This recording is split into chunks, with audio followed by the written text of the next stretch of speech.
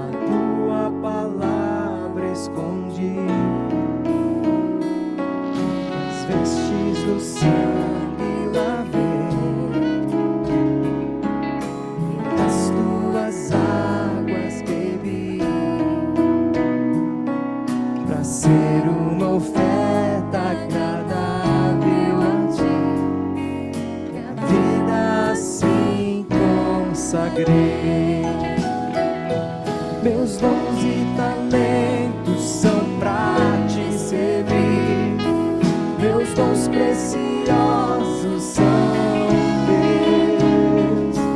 Não vejo razão na minha vida sem ti, tu és meu Senhor e meu Deus. Assim como fogo refina o ouro, vem tua obra em mim completar,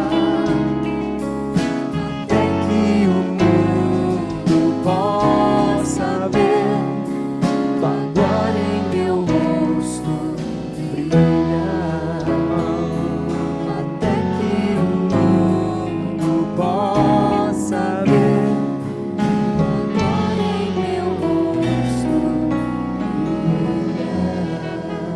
Aleluias. Glória a Deus. Hebreus capítulo 13, versículos de 1 a 8. E eu quero nesta noite, nesta oportunidade, meditar com os irmãos a respeito do caráter de Jesus Cristo como sendo a base do nosso testemunho. Então, o caráter de Cristo como a base do nosso testemunho. Bom, Hebreus capítulo 13, a partir do verso 8, diz assim: Seja constante o amor fraternal, não se esqueçam da hospitalidade, foi praticando-a que, sem saber, alguns acolheram anjos. Lembrem-se dos que estão na prisão, como se aprisionado com eles, dos que estão sendo maltratados, como se fossem vocês mesmos que os estivessem sofrendo no corpo. O casamento deve ser honrado por todos, o leito conjugal conservado puro, pois Deus julgará os imorais e os adúlteros. Conservem-se livres do amor ao dinheiro e contentem-se com o que vocês têm, porque Deus mesmo disse: não o deixarei, nunca o abandonarei. Podemos, pois, dizer com confiança: o Senhor é o meu ajudador, não temerei. O que me poderá fazer o homem? Lembrem-se dos seus líderes, que lhes falaram a palavra de Deus. Observem bem o resultado da vida que tiveram e imitem a sua fé. Jesus Cristo é o mesmo, ontem, hoje e para sempre. Vamos ler juntos o verso 8? Jesus Cristo é o mesmo, ontem, hoje e para sempre. Amém. Senhor Deus, Pai querido, em o nome de Jesus, abençoa-nos grandemente com a Tua palavra nessa noite. Permita, Senhor, que as lições que o Senhor mesmo já preparou na eternidade, por meio desta palavra, possam encontrar um profundo lugar em nossas almas. Ao sairmos daqui, ó Deus, saiamos alegres, despertados, exortados verdadeiramente, para continuarmos a nossa luta, principalmente neste tempo pandêmico, ó Deus amado. tenha misericórdia da tua igreja aqui e da tua igreja ao redor do mundo, ó Deus, em todos os lugares onde o nome do Senhor está sendo pregado com fidelidade à luz da tua palavra.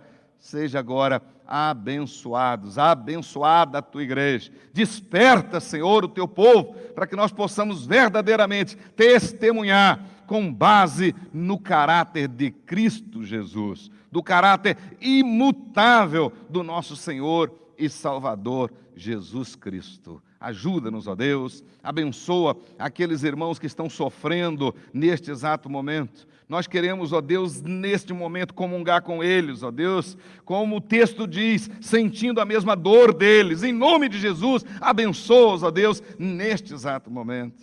Tenha misericórdia, Senhor, tenha misericórdia. Ajuda-os na sua dificuldade, na sua luta, na sua adversidade. E assim, ó Deus, toda a tua igreja, com a tua grande família, possa usufruir das mais ricas e poderosas bênçãos espirituais. Em o nome de Jesus, Senhor nosso e da igreja. Amém. Amém. Glória a Deus. Meus queridos irmãos, nesta oportunidade, eu quero, de fato, tratar com os irmãos a respeito do testemunho cristão.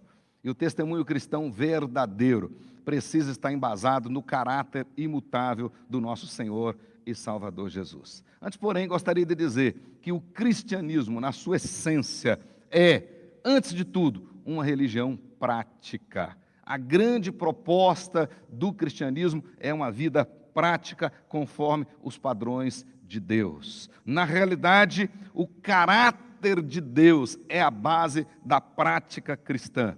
Eu não tenho dúvidas alguma, e à luz da Bíblia isso fica bem claro para nós.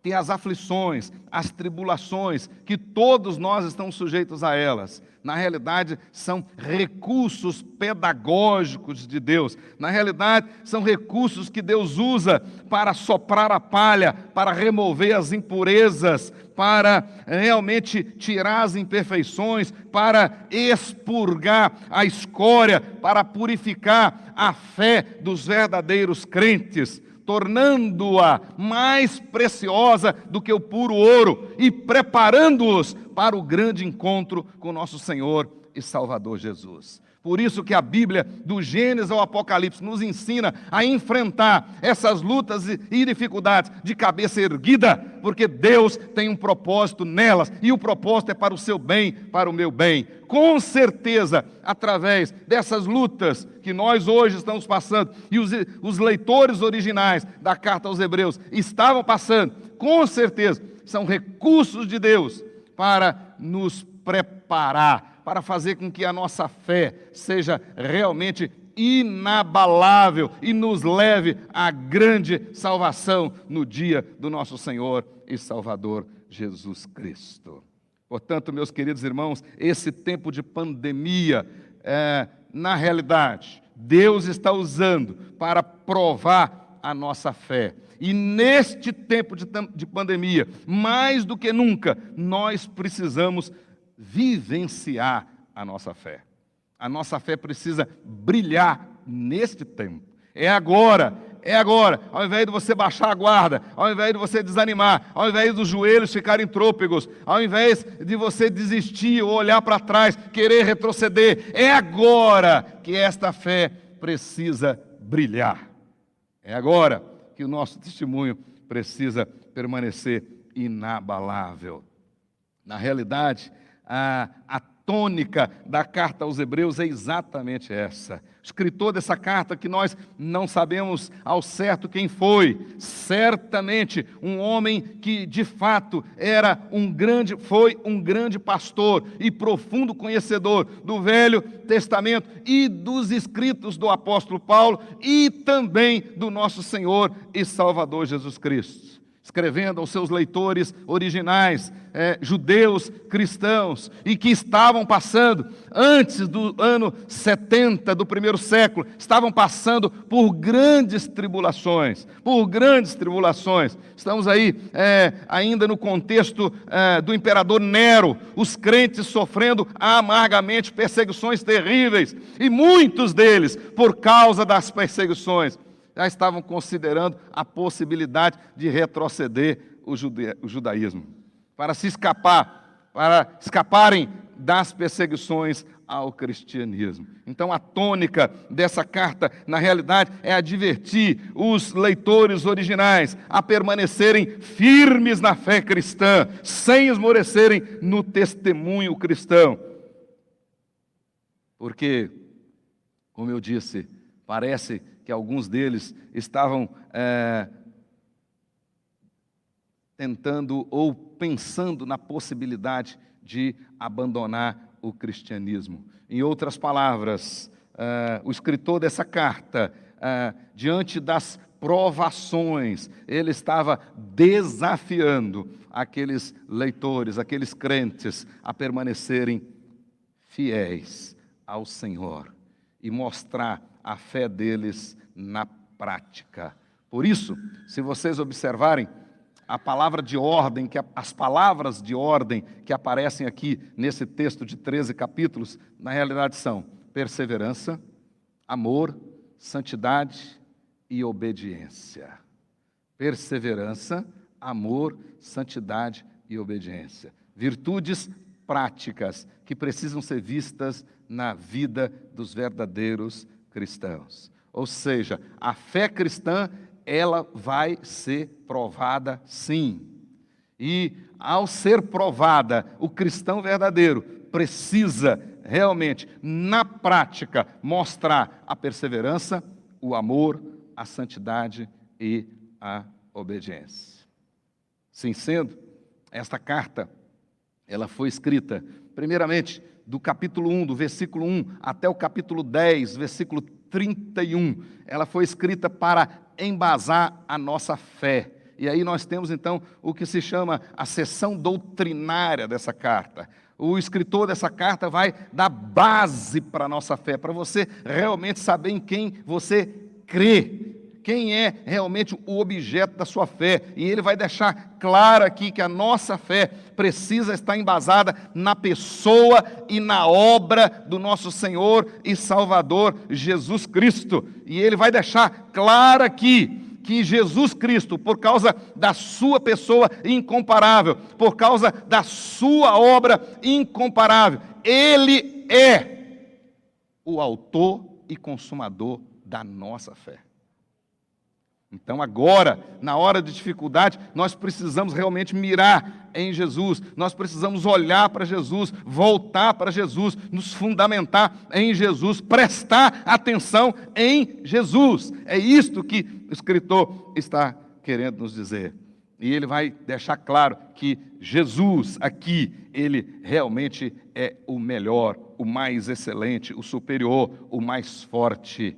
Nessa sessão doutrinária, conforme eu disse, do capítulo 1 até o capítulo 10, no versículo 31, ele vai usar 13 vezes a palavra kreiton, que significa superior, o melhor, o mais forte, o invencível, o incomparável.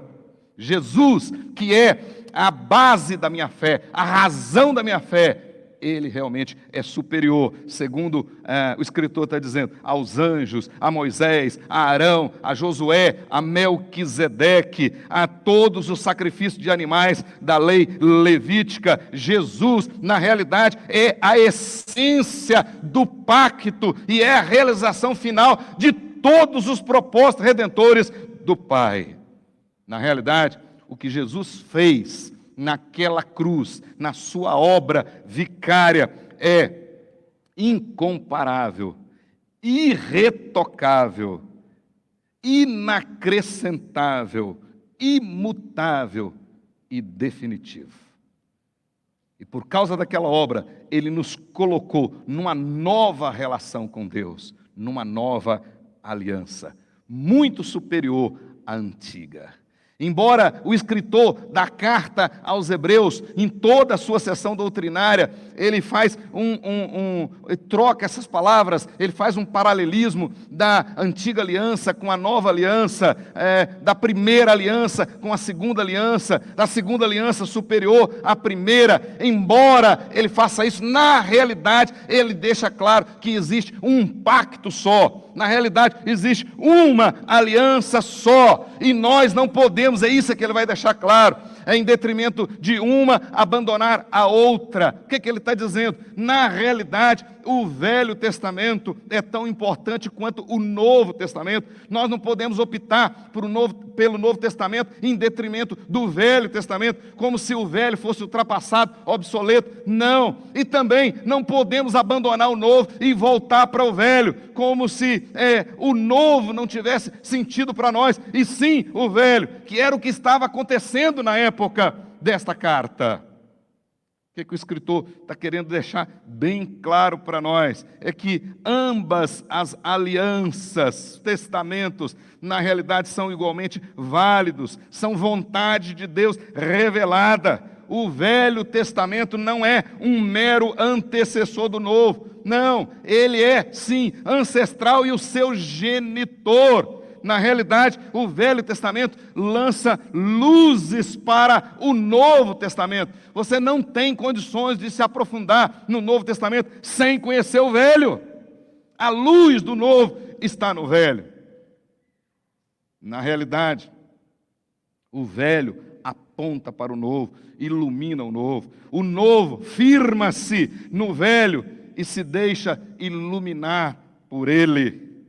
Não se pode adotar o Novo Testamento e preterir o Velho Testamento. Fazendo isto, é como se você quisesse ficar apenas com o telhado da casa e abandonasse as estruturas, as bases. E se você ficar só com o Velho Testamento, que é o que acontece com os judeus ainda hoje, e ignorar o Novo Testamento, o que você está dizendo? Na realidade, você está dizendo que a obra do Senhor Jesus foi ineficaz. Em Cristo, Deus não cumpriu nada. E você rejeita Jesus como o Messias prometido, ungido para salvar. Na realidade, o velho pacto é absolutamente completado no novo pacto. As figuras sacerdotais do Velho Testamento prefiguravam e tipificavam o sumo sacerdote que veio na pessoa de Jesus Cristo. É exatamente isso que o escritor da carta aos Hebreus estava querendo dizer para aqueles irmãos, que agora, por causa da nova aliança, estavam sofrendo, muitos estavam indo para a prisão, muitos tinham ficado espoliados, perderam tudo, muitos não tinham mais nenhuma estrutura física, por causa da fé em Cristo Jesus, por estarem na nova aliança. E alguns então, estavam achando que o preço daquela nova aliança, o que se tinha que pagar naquela nova aliança, o custo daquele testemunho era muito alto. E, portanto, era mais negócio voltar para a velha. E o escritor vai dizer que qualquer pensamento que te leve a retroceder, voltar somente para a primeira aliança, para a antiga aliança, abandonar a segunda, é um desastre. É um desastre. É melhor morrer por causa do testemunho na segunda aliança, do que ficar vivo só com a primeira. Vai para o inferno. E na segunda, mesmo morrendo, viverá e viverá eternamente. É isso que ele está querendo mostrar para os seus leitores, de maneira muito didática, né? Não é negócio você voltar. Agora, vamos jogar fora o Velho Testamento? Ele não presta mais? Nada disso. Você não vai entender o Novo Testamento sem o Velho. É o Velho que lança luz ao Novo Testamento. Por isso que para nós, a Bíblia toda, composta do Velho e do Novo Testamento, é a palavra de Deus. Inegociável, imutável, inerrante, infalível. Esta é a palavra de Deus, que nós cremos nela. E esta palavra de Deus, que se encontra no Velho e no Novo Testamentos, esta é a nossa única regra de fé e prática. Com base nela, nós vamos dar o nosso testemunho, mesmo na época de dificuldade, mesmo na época de grandes oposições. Hoje, nós estamos vivendo esse tempo pandêmico hoje, e de fato, muitos dos nossos já estão passando momentos mais difíceis, passando já alguns apuros, algumas dificuldades, tanto na área da saúde, quanto na área econômica, enfim, às vezes até relacional. Entretanto, isto na realidade é fichinha, diante daquilo que ainda virá, e que nós ainda estamos sujeitos por causa da nossa fé. Por isso que agora e depois nós precisamos firmar o nosso testemunho. O nosso testemunho. E agora então, quando chega no capítulo 12 e no capítulo 13 da carta aos Hebreus, o escritor vai passar para a parte prática. E os dois capítulos, que à primeira vista podem até parecer desconectados da carta, na realidade eles estão totalmente integrados. E deixa claro ali que o que você tem na mente como teoria, o que você crê realmente, teoricamente, a base da sua fé, que está bem clara na sua mente, precisa ser vista na prática. Ou seja, o seu credo tem que formar o seu caráter. Então, não tinha sentido nenhum eles aprenderem tudo sobre a nova aliança, sobre a superioridade da nova aliança, se não colocassem em prática as exigências da nova aliança, se não vivessem na prática a nova aliança. Então, o nosso capítulo 13, na realidade, é um capítulo que desafia os crentes a viverem na prática aquilo que eles criam. E a base para o testemunho deles deveria ser a imutabilidade de Jesus, mesmo ontem, hoje e eternamente. Jesus não muda. Então, o mesmo testemunho que se exigiu nos dias do apóstolo Paulo, nos dias do escritor da carta aos Hebreus, é o mesmo testemunho que se exige hoje. Porque Jesus não mudou. É isso que ele vai dizer. Então ele começa a sua carta, acompanhe comigo aí, e analise bem claro na sua Bíblia. Ele vai dizer que nosso primeiro compromisso prático, nosso testemunho, primeira virtude que precisa estar clara no nosso testemunho é o amor. É isso que ele diz aí, logo de cara: seja constante o amor fraternal. E, de fato, a palavra amor que aparece aqui é o amor de irmãos, o amor fraterno. E ele está pensando na igreja do Senhor Jesus como a grande família de Deus. Então, quando nós falamos aqui que nossa igreja é uma grande família de famílias, isso não é simplesmente um jargão de marketing. Não, é verdade bíblica. Nós, de fato, somos a família de Deus, a grande família de Deus. E o grande desejo de Deus é que essa família seja formada com muitos filhos iguais a Jesus. Esse é o desejo dele. Então ele diz: seja constante o amor, mesmo diante da pandemia, mesmo diante da dificuldade. Agora é a hora de demonstrar o amor, agora é a hora de viver o amor na prática. E aqui, no caso do contexto lá do escritor da carta aos Hebreus, ele dá dois exemplos práticos desse amor. São muitos que nós podemos dar e devemos dar. Aqui no contexto ele cita dois. O primeiro desse amor prático aqui, ele está dizendo aí claramente que nós devemos ser hospitaleiros. No contexto daquela época, do mundo antigo, a hospitalidade era uma virtude muito preciosa, muito importante.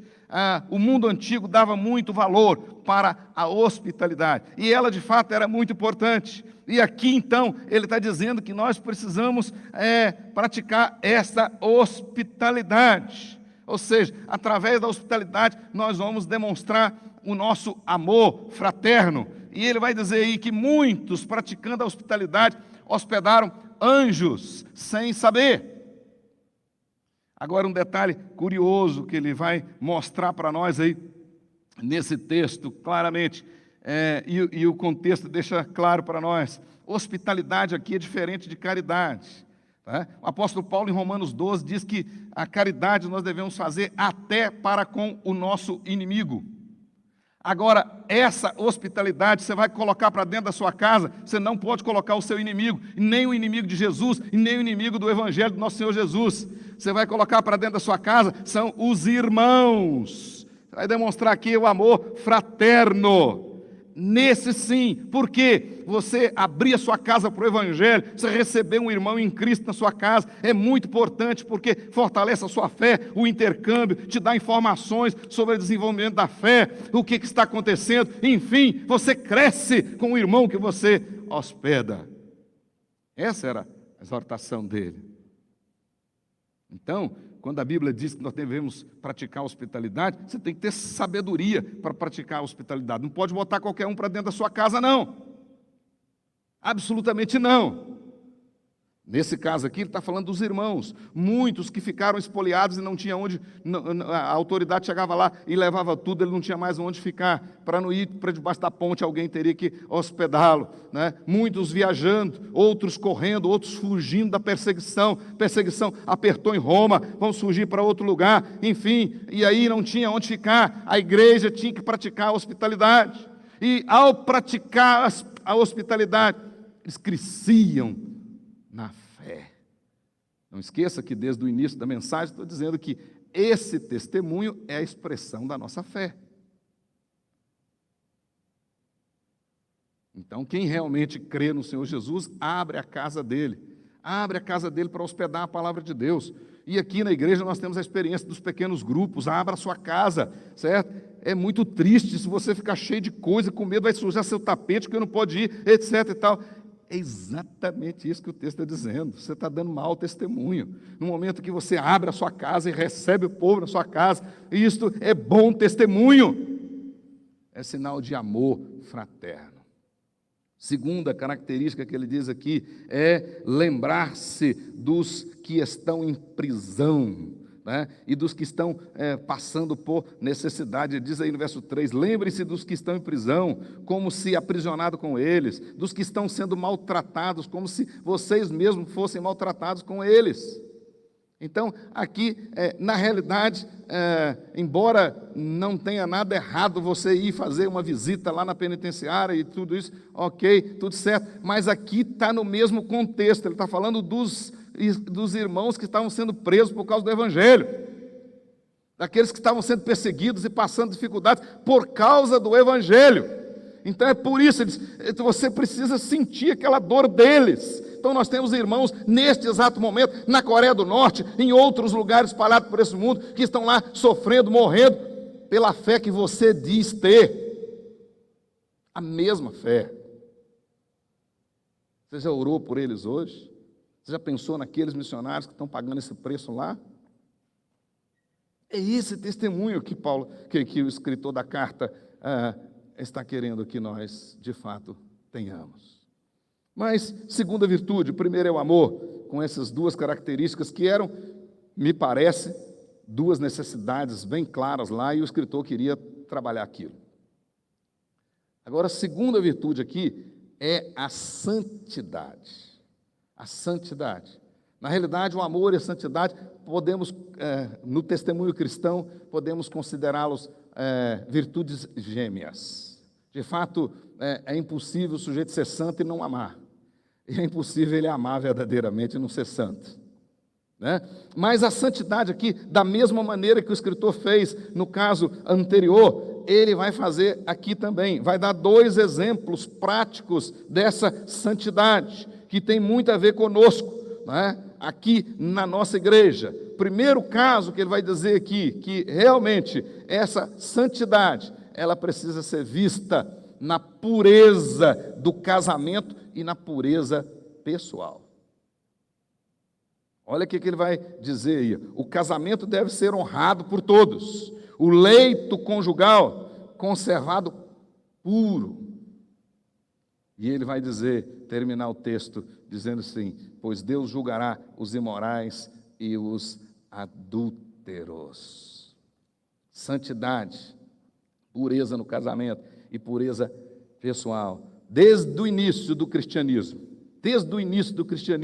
né? O cristianismo nasceu para valorizar a família, para priorizar a pureza pessoal, desde o início, desde o início. E um detalhe que a gente não pode esquecer: o cristianismo, ele nasceu numa sociedade absolutamente depravada, inundada por todo tipo de perversão sexual.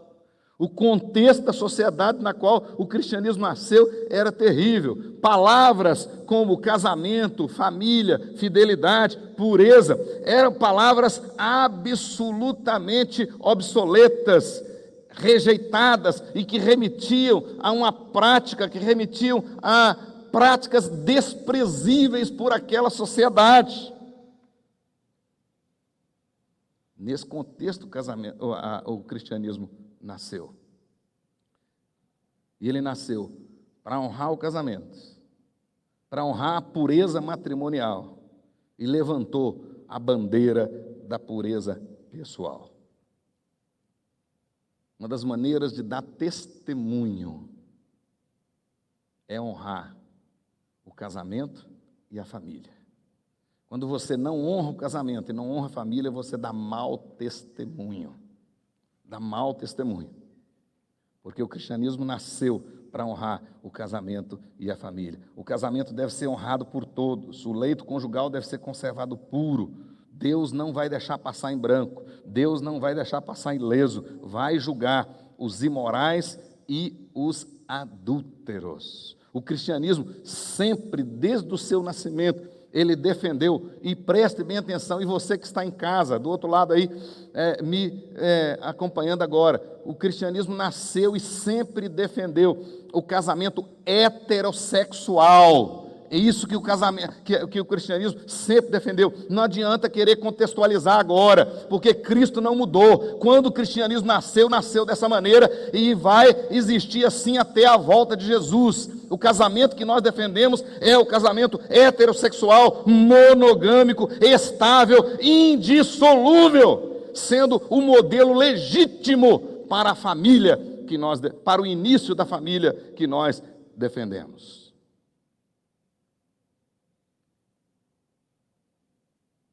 Todo cristão verdadeiro, ele vai honrar o leito conjugal, ele vai defender o casamento e vai defender a bandeira da pureza pessoal. O texto aqui está falando de pureza pessoal, tanto para solteiros quanto para casados. Pode observar o finalzinho do texto, quando ele diz aí: Deus julgará imorais e adúlteros. Aqui ele usa duas palavras, né? Porneia e mocheia. Mocheia é para adultério, né? E a essência dessa palavra envolve casados. Então é uma impureza, é uma imoralidade praticada por quem é casado. Ou um só, ou dois, ou três, ou quatro, sei lá, o mundo está tão pervertido. Mas o primeiro caso é a imoralidade entre solteiros, relação sexual entre solteiros. O cristianismo nasceu defendendo a pureza pessoal. Então não adianta contextualizar: todo mundo transa antes de casar, eu também posso. Não, absolutamente não, é mau testemunho, não é assim. Jesus não mudou, o evangelho também não. Deus julgará os impuros e os adúlteros. Ou seja, aqueles que maculam o casamento, aqueles que não defendem o matrimônio e aqueles que não se mantêm puros. Segundo exemplo que ele vai falar aqui de santidade. Primeiro, está no casamento e na pureza. O segundo, na vida sem avareza e com contentamento. Olha o que diz aí o verso 5. Conservem-se livres do amor ao dinheiro e contentem-se com o que vocês têm. Na realidade, a maneira de praticar santidade, segundo o escritor da carta, é não ser amante do dinheiro. Amante do dinheiro é a palavra traduzida por avareza. Avareza. A palavra avareza aqui no grego, né, é filarguros. que literalmente significa amante do dinheiro. Então aqui no texto aparece afilarguros, ou seja, não seja amante do dinheiro. Essa é uma maneira de testemunhar do nosso Senhor e Salvador Jesus Cristo. E ao contrário disso, contentem-se com o que têm. Mas o que nós temos? O texto diz claramente aí, o que nós temos? A promessa de Deus, que Ele não nos deixará e nunca nos abandonará. Então, quem tem essa promessa, realmente não precisa ser avarento e nem precisa ficar preocupado. Não precisa. Se Deus está com você, você não precisa ficar angustiado. Então você que está me escutando agora, me acompanhando pelos canais da nossa igreja, saiba disso, de repente você está aí extremamente tenso, com medo. Não precisa, porque você tem a promessa de que Ele estará com você. Na realidade, quando o escritor fala isso, e ele era um profundo conhecedor do Velho Testamento, ele está aqui, na realidade, citando 2 textos do Velho Testamento, Josué capítulo 1, verso 5, e Salmo 118, versículo 6, quando Deus promete que estaria com essas personagens, e Ele continua prometendo que estará conosco.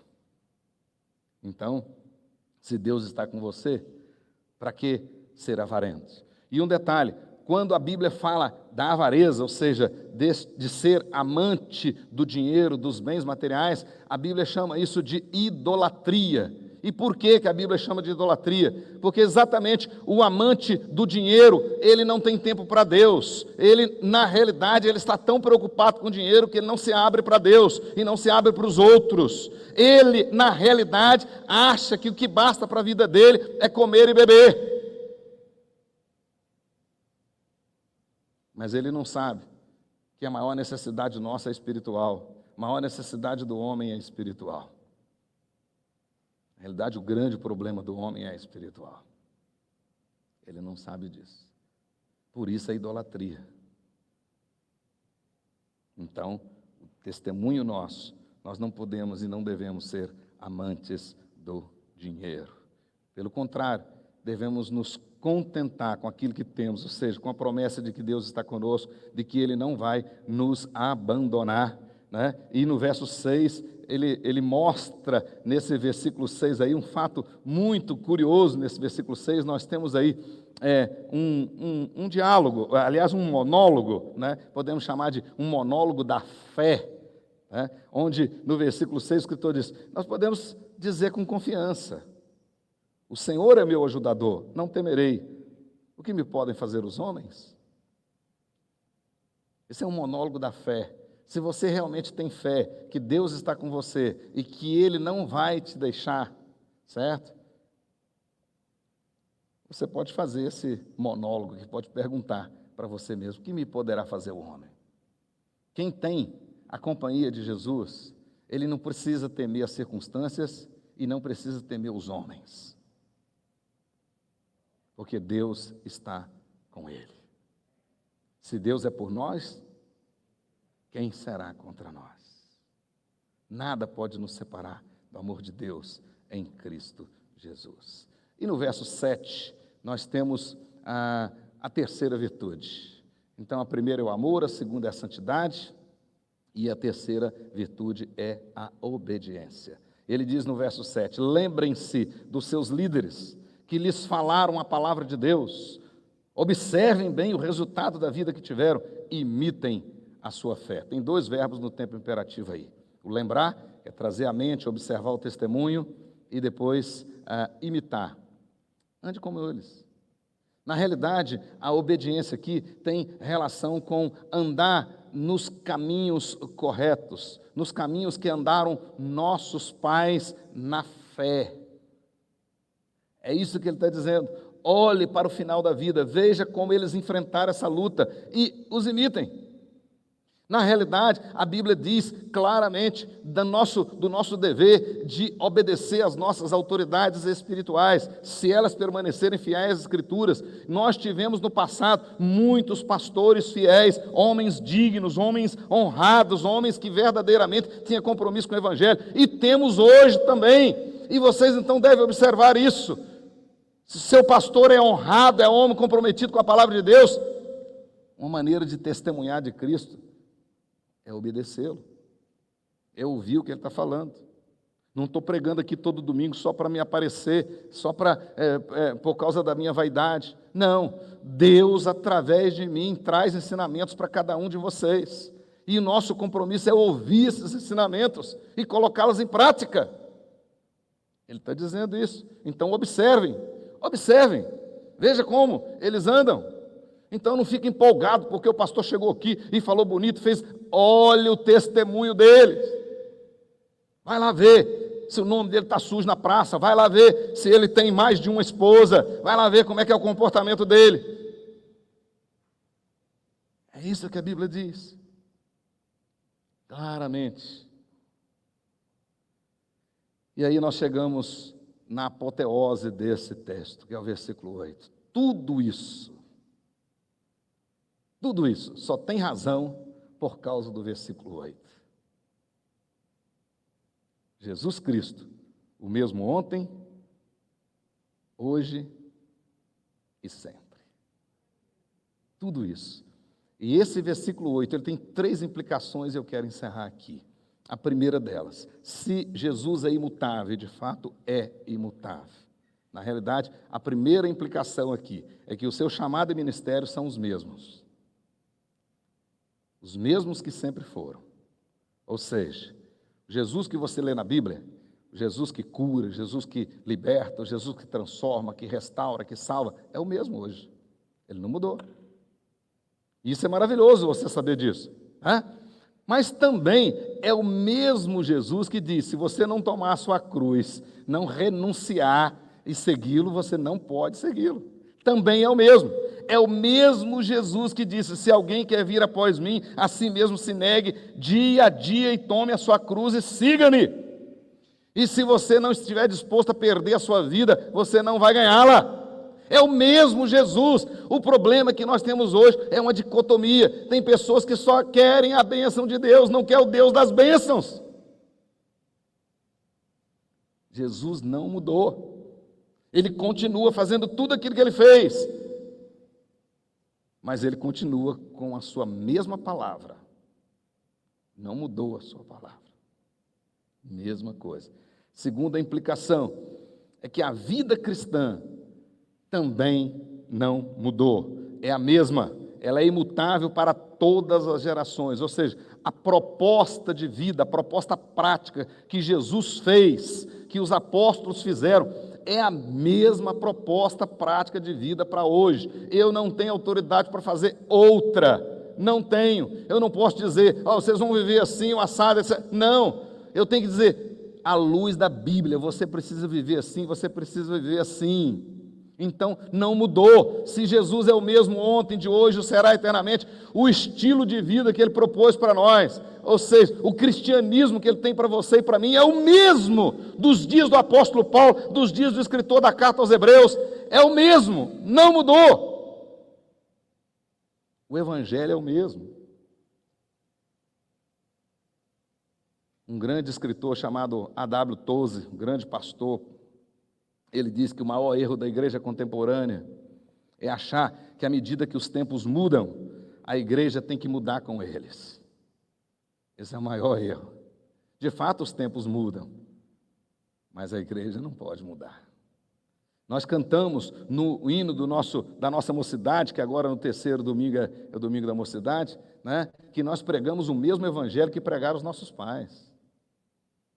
Então não mudou, certo? Nós temos que continuar defendendo o casamento, mesmo que passem leis contra o casamento, isso, aquilo, outro. Não mudou, o evangelho não mudou. Nós vamos continuar dizendo que o casamento é heterossexual, mesmo que aprove tudo e que todo mundo da sociedade acha bonito e que está tudo certo. Nós vamos continuar dizendo que não. É isto, porque Jesus não mudou. Não mudou. Então o estilo de vida nosso também não mudou. Jeremias capítulo 6, no versículo 16, um grande erro de Judá é que eles abandonaram o caminho antigo, o caminho verdadeiro, o caminho da felicidade, e foram por outro caminho, quebraram a cara. Foi dar no cativeiro.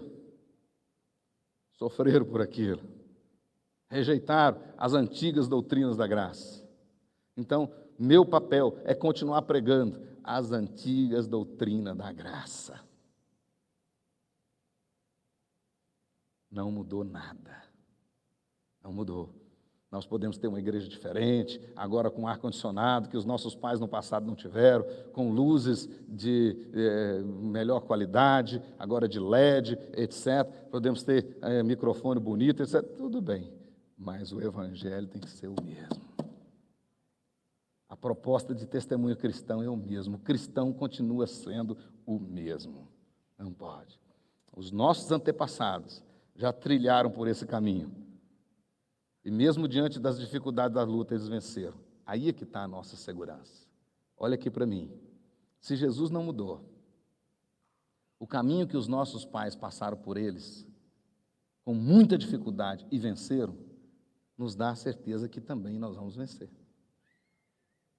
É isto que no capítulo 12 ele vai dizer: a grande nuvem de testemunhos a nos rodear. Muitos viveram integralmente o cristianismo e venceram. Então, se eu viver integralmente o cristianismo, eu também vou vencer. É isso que ele está dizendo. E por último, ele vai deixar claro aqui que se Jesus é o mesmo, e de fato é, então o seu chamado e o seu ministério não mudaram. O testemunho cristão, a vida cristã, não mudou. E por último, Jesus Cristo, ele não mudou, e é ele que nós representamos. Nossa igreja existe para representar Jesus, para falar de Jesus. Nós não estamos aqui para falar de uma filosofia, nós não estamos aqui para falar de uma tradição, não, nós estamos aqui para falar de Jesus, que não mudou. Então, meus irmãos, nesta noite, eu quero deixar para vocês que nesse tempo de pandemia, o grande desafio é continuar dando nosso testemunho de cristãos verdadeiros. Principalmente porque Jesus não mudou. Ele não mudou. Quando estávamos na bonança, ele era Jesus. E agora, na dificuldade, ele continua sendo Jesus. Ele não mudou. Nós precisamos seguir firmes. A Bíblia diz que ele não vai nos deixar, que ele não vai nos abandonar. Então, se Jesus não vai te deixar e não vai te abandonar, tenha certeza que você vai vencer. Pode ter certeza. Outros que vieram antes de nós venceram. Outros que vieram antes de nós venceram. Você vai vencer. Eu vou vencer. Feche os seus olhos, abra o seu coração. Veja como está o seu testemunho, seu amor, sua santidade, sua obediência. Tem que estar fundamentado na imutabilidade de Jesus. Jesus não muda. Consequentemente, a sua palavra não muda. Os princípios mais caros para nós a respeito da Bíblia é exatamente a inerrância, a imutabilidade da palavra de Deus. Deus não falou uma coisa ontem e vai falar outra hoje, diferente. Não. Então não mudou. O mundo muda, mas o Evangelho não. Então, não negocie os seus princípios, não se contemporanize. Não. Todo mundo está fazendo. Tá. Não, o mundo não é a nossa base.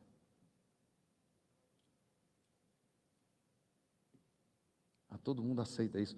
Tem igreja que aceita isso? Não sei. Quero saber se o Evangelho. Eu quero saber. Essa que tem que ser a nossa oração. Que Deus tenha misericórdia de nós e nos ajude. Nesse tempo de pandemia, é tempo que Deus usa